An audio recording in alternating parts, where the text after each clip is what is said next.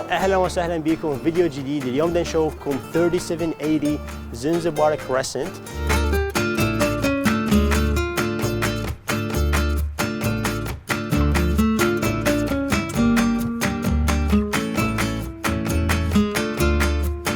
وحده من احسن مناطق بوينزر اونتاريو اللي هي بجنوب وينزر، ساوث وينزر. فهاي المنطقه كلش مميزه، وهذا البيت هماتين كلش مميز. هالمره جايب لكم بيت غير شكل. البيت مبني بال 2016، يعني تقريبا بعد جديد كلش، وتقريبا اولموست يو كان سي انه براند نيو، لانه حتى اونر واحد بس، مالك واحد بس عاشوا هذا البيت. فالبيت جدا مميز. البيت بيه 8 غرف نوم، 3 حمامات ونص، مطبخين، وبيه هماتين سايد دور للبيسمنت، فممكن تأجر البيسمنت منفصل، او اذا انتم عائله كلش كبيره تقدر هذا البيت يكون بيت كلش كبير هماتين ويكفيكم. البيت هماتين هو كورنر لوت يصيحوا له، يعني صاير على بيت ركن، فما عندكم اي جيران من الصفحه هاي، جيرانكم فقط من الصفحه هذيجي. ومثل ما تشوفون المنطقه كلش حلوه، المنطقه كلش مرتبه ونظيفه، قريب على كوسكو، قريب على هوم ديبو، قريب حتى على المول اللي موجود بوينزر. سيف اذا تشوف الشارع تقريبا البيوت كلها راقيه نفس هذا البيت، بالمنطقه كلها هنا بالشوارع اللي داير مدايره، وهذا الشيء كلش مهم.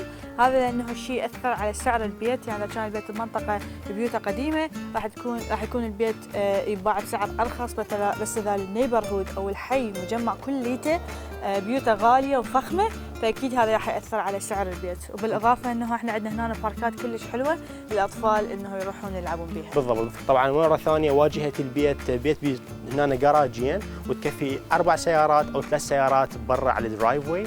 هنا عندنا ناتشرال ستون، يعني حجر طبيعي للبرة من هاي الصفحه، ومنها همتين العواميد كليتها مال البيت عباره عن مغلفه بالحجر الطبيعي، والباقي البيت هو عباره عن فول بريك، يعني طابوق كامل كليته. اكو مرات تشوفون بيوت يكون نصها طابوق ونصها فاينل، بس هذا البيت عباره عن كليته طابوق من قدام ومن ورا هماتين، وهذا هو من احسن الاشياء ممكن الواحد يستعملها بناء البيت. هنا عندكم الدخله مال البيت هماتين جدا حلوه الصراحه، يعني هناك مكان شويه مغطى عن المطر، فمثل الهماتين شيء حلو. هنا مكان مال قعده، اذا واحد جاي اوردر شيء ممكن يخلي لك اياه هنا، ما يكون الاوردر مالتك بالمطر. فالمكان مال البيت الدخله مالته هماتين كلش راقيه. فهسه نشوفكم البيت من الداخل. طبعا الداخل بعد احلى من الخارج، مهما يكون الخارج كلش حلو ومميز. اول ما تفوتون تشوفون اكو سيراميك، لان واحد مرات من يفوت من برا اكو برقع مثلا يكون رجله بنقع بالمطر او شيء، فهنا يكون كليتها تقدر تمسح بسهوله وتتنظف. السيراميك يمتد all الى المطبخ، وباقي البيت يكون خشب بالارضيات. هنا مثل ما تشوفون هماتين عندنا خشب. هذا المكان هم مستعمليه، يعني شلون هسه احنا عندنا هماتين بلادنا تكون عندنا وفد خطار واحد عن الضيوف اللي جايين مثلا غير معروفين عن البيت هوايه، او مثلا الضيوف المقربين اللي يقدر الكل يقعد بيها. فهاي هي غرفه الضيوف، مثلا اذا واحد عنده ممكن زبون جاي عليه، اذا عنده شخص ممكن بس هيك ميتنج بسيط يسوي وياه لقاء بسيط، يقعدون هنا يسموه فورمال دايننج، فورمال يعني ليفينج روم القعده. ممكن واحد يسويها اوفيس او يسويها غرفه نوم، ممكن لانه بيها هواي شبابيك، وبنفس الوقت هماتين بيها كلوزت هنا موجود بها باب، فتقدرون تغيروها بالطريقه تناسبكم، بالطريقه تعجبكم. انا شخصيا تعجبني انها تكون اوفيس، ممكن واحد يسويها اوفيس حتى يلتقي بالزباين مالته مباشره من طريقه بس واحد يفتح الباب ويفوت لها. فكل الشغله همتين حلوه هاي. وهسه هنا خلينا نشوفكم باقي البيت. مثل ما قلنا السيراميك بالمطبخ يمتد، فهنا عندنا سيراميك لونه كلش مميز منفصل عن الليفينج روم، والمطبخ هماتين مساحته وحجمه كلش كبير. هسه تشوفين السيراميك لونه شوي على رصاصي، كلش يتناسق ويا الباك سبلاش السيراميك الخلفي اللي هنا. فهذا هماتين شيء يعني يدل على الاهتمام ببناء هذا البيت. هماتين هنا عندنا جرانيت توب all around داير مدار كل المكان، والسينك عباره عن دبل سينك، فعندكم سينكين، وهنا هماتين شباك مساحته حلوه ويجيب هواي فوت اضويه بالداخل المكان. صار شو رايك في المكان سو فار؟ سيف كلش حلو، انا يعجبني هذا اللون مال الكابينت الصراحه مال المطبخ، وبالاضافه انه الابلاينسز اللي موجوده مثل الثلاجه او الطباخ او حتى الدش واشر كلها جديدات لانه عمر البيت عمره 9 سنوات فقط، فهذني ابلاينسز تكون كلها جديده وغاليه، فهاي بوحدها من اشياء يكلفك مبلغ كلش هواي. غير عن هذا الارضيه والمطبخ اوفر اول بصوره عامه مطبخ كلش حلو وواسع، وما تحتاج حتى خزانه تحط بها الطعام لانه اوريدي عندك خزانه بكل مكان. بالضبط. وهسه خلينا نشوفكم الدايننج اريا اللي هي موجوده هنا هو مستعمليها المكان للطعام للاكل، بس مثل ما قلت اذا واحد مثلا يقدر يحط ميز داري يقدر حتى يخليه بداخل المطبخ، بس ومع وجوده هنا ما ياثر نهائيا لان المساحه كلش كبيره للليفينج روم مكان القعده. مثل ما تشوفون الديزاين بالصالون هنا كلش هماتين مكلف، لانه صاحب البيت هو الشخص اللي اشتراه من البيلدر من الباني مباشره، فيعني ذني كل الاشياء هم طلبوا انه يضيفوها، فبس هذا الطلب هذا الديزاين مال الحائط بين السيراميك والخشب والاضاءه يكلف ويا البيلدر حوالي 15,000 دولار، فيعني اشياء فعلا مكلفه وسوت البيت كلش بهالطريقه هاي الحلوه. يعني اكو بيوت مرات ايش قد ما تحط لها اثاث ايش قد ما ترتب بيها بس تبقى يعني ما تقدر ترتبها لانه ديزاينها مخربط، فمهما تتعب عليها تعبك ضايع يعني. بس هذا البيت لو كل شيء ما تسوي له، يعني مثل ما تشوفون الحاطين تخم كلش بيسك، يعني كلش بسيط الاثاث اللي حاطيه، ممكن واحد حتى يحط اثاث بعد احلى من هذا ويبين البيت بعد احلى وارقى، بس على بساطته وعلى التحفيات البسيطه اللي حاطيها البيت مبين كلش حلو ومميز. خلونا نكمل هسه ما انتهت ويانا المين فلور، لانه هنا عندنا حمام، هذا هو يسموه باودر باثروم اللي هو حمام يعني نص حمام اللي هو عباره عن بيه بس مغسله وتواليت. بس طبعا هذا اللي شخص اللي يحبه، اكو ناس ممكن تريد تسوي حمام كامل بالمين فلور حتى بالشاور هماتين، يعني مثلا اللي عنده شخص كبير عمره كبير بالبيت وما يقدر يصعد وينزل، فممكن الغرفه اللي شوفنا كانت بدايه تحولوها لغرفه نوم. وهذا يعني تشوفون هنا اكو كلوزت كبيره هماتين مكان للتخزين مال الملابس، والحمام هماتين اصلا هو كبير، فممكن هذا المكان كله يتحول الى ستاند اب شاور ويكون مكان للغسل هماتين، فيكون عندكم حمام رابع كامل بالبيت، لان يعني اوريدي احنا عندنا 3 حمامات كامله. هنا هو باب مال جراج، مثل ما تشوفون الجراج هماتين مساحته جيده جدا، عندنا بابتين هماتين للجراج، السقف مالته كلش عالي، حاليا مستعملين مكان للتخزين بس اليوم تستعملوه مكان للسيارات. وكذلك عندنا هماتين سايد دور يعني باب منفصل يمكن واحد يدخل به الجراج بدون ما يفتح الباب الكبير. هسه خلينا نروح نشوفكم الحديقه الخلفيه للبيت هماتين. هاي هي الحديقة الخلفية، مساحة هماتين جدا حلوة ممكن الأطفال يلعبون ومكان مرتب صراحة يعني.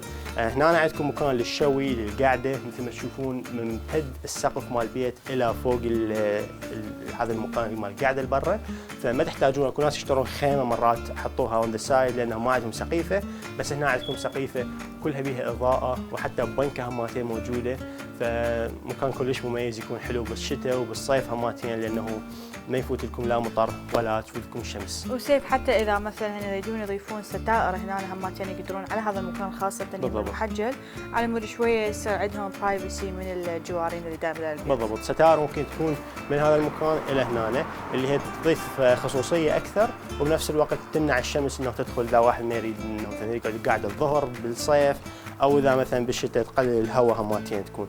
فهنا عندنا مكان حلو للقعده، الكونكريت الحلو ممتد الى مساحه كبيره يعني من البيت، يعني هذا الى هنا كلته كونكريت تفتر مدار المكان هذا بحد ذاته هو شيء مميز لانه يضيف نظافه للبيت وما تطب حشرات داخل البيت. وهناك هماتين صار حاطين عند السايد حاطين هاي مال السله، فيقدر شخص هماتين اللي يحب يلعب سله ممكن تكون هناك مكان للعب السله، والكونكريت هو اللي يساعد بهذا الشيء. هنا عندنا شيء كلش حلو نشوفكم اياه بعدين اللي هو عباره عن البيسمنت، هذا باب منفصل للبيسمنت، وبنفس الوقت اكو عندنا غرفه مخفيه جو هذا المكان، حنشوفكم اياها بعدين هماتين. بس هسه خلينا نروح ونشوفكم الطابق الثاني.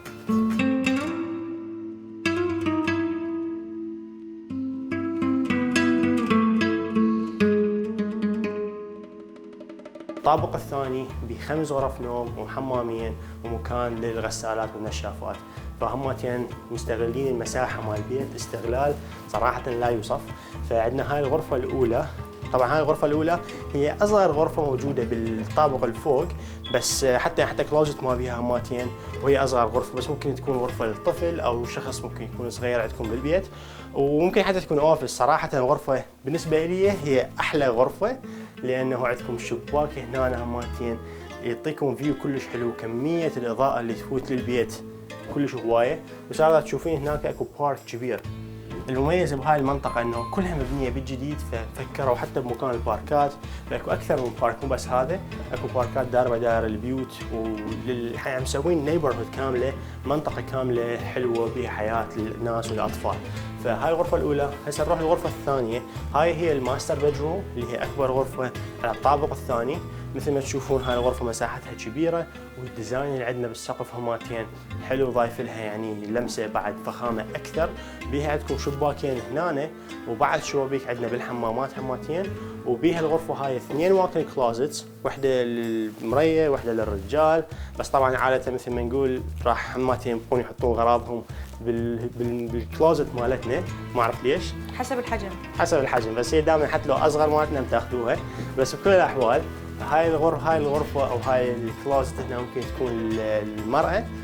طبعا ممكن واحد يسوي كاستم كابينتس، يضيف يعني يستغل المساحه حتى تكون بطريقه بعد احسن، فيضيف كابينات من هاي الصفحه ومن هاي الصفحه وبالخلف. فبهاي الطريقه تستغلوا المساحه بطريقه بعد افضل. هنا هو الجزء اللي واحد ما يحس بحجمه وشكله الا يفوت فيه، هو الحمام. عباره عن 4 قطع هذا الحمام. الفانيتي بيه كلش كبيره، تشبه الفانيتي اللي موجوده، تشبه الالوان الموجوده حتى بالمطبخ. واذا تشوفون هنا مستعملين باك سبلاش، نفس الالوان اللي بالباك سبلاش اللي هو جوه بالمطبخ هماتين من ناحيه السيراميك. فالهويه مال البيت هي نفسها. وهنا عندنا تواليت وجاكوزي هنا موجود، شباكين كبار. وصارت عاي من هاي الصفحه يعني الواحد ممكن ما يتوقع، ما يشوفها من اول ما يفوت، اللي هو الستاند اب شاور. هناك ستاند اب شاور هماتين كلش كبير، مثل ما تشوفون السيراميك الى حتى السقف مغطى بالسيراميك. فمساحه صراحه ما يتخيلها الا يطب ويشوفها، يعني مساحته كلش كبيره هذا المكان ومستغليه بطريقه مميزه جدا. فهسه خلينا نروح نشوفكم الغرف البقيه. بس الماستر بدروم هي الغرفه المفضله عندي، مساحتها كلش كبيره. هنا مثل ما تشوفون عندنا الغساله والنشافه، وحاطين سينك صغير هماتين لا واحد يحتاج يغسله، وشويه حاطين كم رف هنا هماتين موجودات. وهناك عندنا مكان للتخزين، مكان بسيط واحد يخزن به كم شغله، بس فعلا واحد ما يحتاجه لانه تكون هوايه مكان التخزين اوريدي بهذا البيت. هاي هي الغرفه الثالثه. الغرفه الثالثه هنا، فمثل ما تشوفون مساحه هماتين كلش واسعه. يعني حاطين بكل غرفه ترى يعني مو مجرد بد، وانما حاطين فراش، وحاطين هاي النايت تيبلز حاطينها اون ذا سايد 2، وحاطين بالاضافه لهاي هماتين فانيتي كبيره. وكل غرفة عندنا بيها كلوزت اللي هو مكان تخزين الملابس، وشباك كبير، والإضاءة والسقف مرتفع، كلهم موجودات بكل شيء. ما ناسين أي تفصيل. هذا الحمام هو الحمام الماستر أو الحمام الكبير اللي موجود على الطابق الثاني. مثل ما تشوفون هماتين فانيتي كبيرة، تواليت، وعندنا هنا مكان مال البانيو اللي هو مال الغسل، يعني ستاند اب شاور مو بي بانيو. هاي هي الغرفة رقم 4 حاليا. هماتين نفس الشيء، مساحتها كبيره، وحاطين كلش بد كبيره هنا، ولا تزال لك مساحه هوايه واحد يفتح دار البيت. هاي حلو بيها انه مطلع على الواجهه، بقيه اللي خلفيات كانت مطلعه على الحديقه، بس هاي مطلع على الفرونتج الواجهه مال البيت. وهماتين عندنا بابتين كلوزت، فيعني مساحه التخزين كلش كبيره. وهنا عندنا الغرفه الخامسه والاخيره نفس الشيء، طبعا مساحتها كبيره، وعندنا هماتين اثاث هواي حاطين. وشوفوا قد ما اثاث بمساحه حلوه وكبيره، يعني حتى هنا حاطين ديسك هماتين، حاطين اوفيس او مكان مال لعب او مكان مال دراسه هنا موجود. وشباك نفس الشيء مطلع على الخارج. المساحه حلوه وكبيره، مستغليها بطريقه جيده جدا. هسه خلينا نروح ونشوفكم البيسمنت.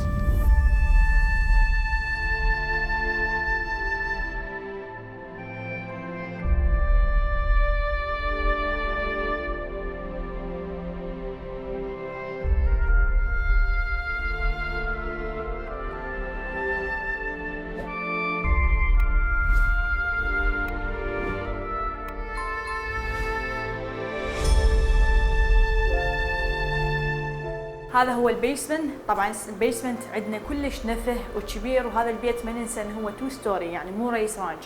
عادة الرئيس رانش يكون سقفه عالي وشبابيك كبار، وال2 ستوري المتعارف عليه انه يكون الطابقين، الطابق الارضي والطابق الفوق، بس البيسمنت يكون صغير وسقفه ناصي.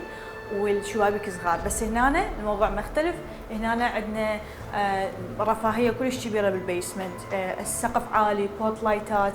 هذا طبعا الحمام هنا، طبعا الحمام عندنا كامل من هاي الصفحه بستاند اب شاور وايضا تويليت، وعندنا هنا فانيتي وسقفه كلش عالي. يعني صراحه ما تحس نفسك اصلا انه انتم ببيسمنت، يعني قد ما المساحه كلش كبيره. الارضيات هنا حلوه، اللي مستعمليها لون الارضيات كلش حلو، واحسه قاعد ويا باقي الالوان والديزاين مال الطابق الفوق. صار على الغرفه اللي هناك يكون موجود بها السم بامب اللي هي اللي تمنع من الغرق، وهي كولد روم بنفس الوقت تخزين. بالضبط. هذيك الغرفه على الاغلب راح تكون هي مجرد ستورج، بس هذا المكان اللي هنا تقدرون تضيفون به يا اما تيبل اوفيس، او واحد يقدر يضيف بعض الاشياء مال الجيم يخليها هنا بهاي الصفحه ويتمرن، او مثلا واحد يقدر يخلي كرسيين وتيبل، يعني اشوف مكان حتى ما يضيع واحد يقدر يستغله بطريقه ما. من هاي الصفحه طبعا نبدي باول غرفه بالبيسمنت، هي شويه صغيره بس واحد يقدر يسويها يا اما اوفيس، او حتى واحد يقدر يسويها ك سنجل بيدروم يحطها هنا، او حتى كوين، وحتى لانه بيها كلوزت فترهم انه واسعه تكون كغرفه نوم. وايضا عندنا الشباك، تشوفون الشباك ايش قد كبير، والشباك هذا همتين نقدر نفتحه، يعني واحد يقدر يفتحه يهوي البيسمنت، والبيسمنت اصلا ما يحتاج تهويه لانه يعني ما بي اي مثل ما نقول واحد خنقه او رطوبه او اي شيء، مستحيل تلقون هذا الشيء هنا. البيت اصلا حديث والبناء مالته كلش جديد ومرتب، والشبابيك مالته كبيره مال بيسمنت. هذه الغرفه الثانيه، مثل ما نقول هذه غرفه الماستر بيدروم تعتبر مال بيسمنت، وبيها شباك كبير وهماتين بيها كلوزت، فهنا الغرفه كلش كبيره وواسعه وحلوه. من هاي الصفحه طبعا نطلع على اهم جزء بالبيسمنت وهو المطبخ، وزائد طبعا يصير في توقف هناك وتشوفي قد مساحه كبيره هنا كلش مال الليفينج روم، واحد يقدر يسوي هاي غرفه جلوس. هنا يحط الاثاث، ومن هاي الصفحه عندنا ستاند مال التلفزيون واحد يقدر يخليه، فالمكان كلش مرتب، يعني اتس ريدي تو جو، واحد بس يجي ويسكن بيه، ذاتس ات. صار واحد يقدر ياجر هذا المكان، وش قد ممكن يكون ايجاره؟ اكيد طبعا واحد يقدر ياجره. عفك من كل انه المستوى مال البيسمنت شلونه وش قد كبير وش قد نفه المنطقه، يعني المنطقه كلش مطلوبه وكلش غاليه بالايجارات وبالبيع والشراء هماتين. فهذا البيسمنت ايزي واحد يقدر ياجره ب 2000 او 1900 دولار. الشخص ممكن تكون العائله نفرين او نفرين وطفل او 4 نفرات حسب، بس راح يكون هذا المبلغ يدفع لكم تقريبا نص المورجج، which is فتشي يعني كلش حلو، وهي ناس تسوي حاليا على مود تدفع بالمورجج. المطبخ طبعا كلش حلو انا اشوفه، وعندنا حتى هاي الجرانيت لونه كلش حلو، هذا الجرانيت توب مال الكابينت، وعندنا الباك سبلاش هماتين فتشي حلو مرتب وممتد الى داير مداير المطبخ، يعني مو بس فوق السينك، نو مكمليه كليته. وهذا الشيء كلش حلو، يعني ما يخليكم انه بالضبط يعني تجون تسكنون بالبيت، ما يحتاج لكم اي شغل ثاني بالبيت. شوفه كلش حلو، يعني المطبخ كلش كامل بهواي كابينت تكفي كعائله 3 أو 4 نفرات. عندنا هنا شباك كبير هماتين، وعندنا هنا هماتين دبل سينكين بالبيسمنت، فهذا الشيء حلو. صار يعجبني انه بالبيسمنت ضايفين هويه مختلفه للبيت، يعني حاطين لك انه باك سبلاش بالالوان مختلفه، الكابينات كليتها الوان مختلفه، وحتى الارضيه تكون شوي مختلفه عن ارضيات الفوق. واذا تشوفين الكابينات اللي موجوده هنا هي نفسها موجوده بالحمام، فيعني مخليك هويه البيسمنت هويه منفصله يعني عن البيت. وطبعا هنا الكابينات مسويها بيضه، انا بالنسبه لي احب اللون الفوق اكثر من هذا، بس اتس اوكي يعني الكابينات هماتين جاهزه وكامله وكلش حلوه. مو مهم اللون، مهم الحاجه اكثر شيء. طبعا هنا واحد يقدر يحط هنا مع الاونر القديم المالك الحالي حاط هنا بلان شجره، طبعا هي شجره كلش حلوه، انا كلش عجبتني اول ما طبيت البيت، واكتشفت انه هاي الشجره هي حقيقيه وحتى عاليه كلش كبيره، يعني فكلش عجبتني حتى ثقيله. هنا قبل لا يحطون هاي الشجره كانت اكو هنا ثلاجه، حتى اذا تشوفون الازاره هنا مو كامله لانه هنا بالضبط كانت محطوطه الثلاجه، مين شالوها حطوا الشجره بمكانها بقت الازاره هيجي. بس واحد يقدر يرجع الثلاجه بمكانها، انه اوريدي عندكم مكان هنا، وواحد يقدر ياجر بكل سهوله. واذا كانت عائلتين بالبيت هذا يقدرون عائله تعيش جو عائله تعيش فوق. عندنا هنا اوريدي بلك يربط الى الثلاجه، فكل شيء ريدي تو جو. من هاي الصفحه عندنا هاي الغرفه يسموها الميكانيك روم، اللي هي بها الفرنس وبها الهوت واتر تانك وبها الالكتريك بانل. طبعا الالكتريك بانل جديده اكيد لانه البيت كله جديد، والفرنس هم، فكل شيء مرتب هنا وحلو. وصار هاي الغرفة ممكن واحد يستعملها للتخزين هماتين، يعني ممكن واحد يجيب بها كابينات مو اوريدي مستعملها بهالطريقة هاي، بس ممكن إذا عندك مستأجر عايش هنا ممكن يسويها إلى مكان للتخزين الأغراض أو تخزين الأكل هماتين، إذا الكابينات مكفته، بس مع هذا النوع الكابينات هي كافية مساحتها. بالضبط صحيح. طبعا هنا الشباك هماتين حلو لأنه بيه شباك، الباب هنا حلو بيه شباك كبير، وهماتين ضايف إضاءة إلى البيسمنت، وعندنا فد شيء حلو. طبعا هي هاي الطلعة مال البيسمنت اللي الواحد يقدر يدخل ويطلع من عندها إلى الحديقة الخلفية وإلى المخرج اللي صاير على السايد مال البيت. هنا عندنا غرفة، هاي الغرفة صايرة جوا الدك اللي شفناها فوق. هاي الغرفة جواها بالضبط، تعالوا خلينا نشوف شنو بيها. طبعا هي الغرفة هاي ما مفنشة وما بيها تدفئة ولا تبريد، بس بيها كهرباء، بيها كهرباء، بيها شباك كبير، بيها حياطين وبيها سقف وكلش قريبة على البيسمنت، فواحد يقدر يا اما يسويها ستورج بمكان الشد، او واحد يقدر يسويها مثلا يفنشها يسوي الفلورينج والحياطين وبالكهرباء، واحد يحط تبريد او تدفئة حسب الموسم، وواحد يقدر يسويها اوفيس معزوله. اكو ناس تحب تسوي تصور، اكو ناس تحب تعلم عزف موسيقى، حتى ما تزعجون الداخل بالبيت تقدرون تسكنون هنا وتسوون هذا المكان كلش مناسب لكم. صار الحلو بهاي الغرفة انه مثل تشوفون الحياطين مالتها كونكريت، فمعناتها من حياطين كونكريت انه هنا الصوت اصلا ما ينسمع. فهنا اذا واحد يقعد يدرس، واحد يقعد يشتغل، يقعد يصور في القصارى، يعزف اذا يعجبه، يلعب غرفة جيمنج يسويها مثلا، او ممكن يفتح حتى بزنس يسوي هنا شيء من البيت، يعني بصير تكون معزول عن البيت. فانا شخصيا لو انا يعني اشتري هذا البيت ممكن افنش هاي الغرفة، وتفنيشتها مو كلش صعبة، راح تكون مجرد خشب وتحطون الحياطين والكهرباء موجوده، تقدرون من عندها تسوون تدفئه وتبريد بالكهرباء. بالضبط، فشيء كلش حلو، اضافه كلش حلوه. هماتين واحد مو بس تقدر تدخله من هنا، تقدر تفتح منه باب على البيسمنت، فتقدرون تدخلون لها من البيسمنت مباشره او من هاي الصفحه، فاضافه حلوه هماتين للبيت. طبعا مثل ما قلنا هذا البيت معروض ب 1.2 مليون، هو واحده من احسن المناطق اللي بوينزر، متكون من 8 غرف نوم و3 حمامات ونص، وبالاضافه الى عندنا مطبخين كاملات وجريد انترانس.